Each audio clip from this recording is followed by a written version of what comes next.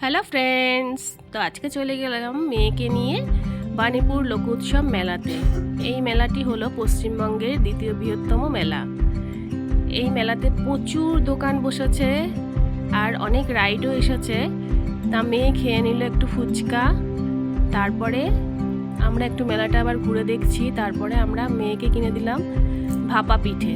ভাপা পিঠেটা খেতে কিন্তু অসাধারণ ছিল, আমি একটু খেলাম। তারপরে চলে গেলাম আমরা সবজি প্রদর্শনীতে। এখানে বড় বড় মানকচু ছিল, লাউ ছিল। তারপরে আবার একটু মেলাটা ঘুরে দেখলাম। প্রচুর দোকান বসেছে, প্রচুর লোকজন হয়েছে। রাইডগুলো দেখছিলাম একটু। তারপরে মেয়ে আবার আইসক্রিম খেয়ে নিল। মেয়েকে বললাম একটু রাইডে চড়তে, মেয়ে ভয়তে রাইডে উঠলো না। মেলাটা দেখতে অসাধারণ সুন্দর লাগছিল। তারপরে আমরা চলে গেলাম জলপরীর শো দেখতে।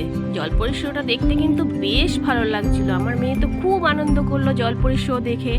আপনারাও যদি মেলাতে যান জলপরীর শোটা অবশ্যই দেখবেন।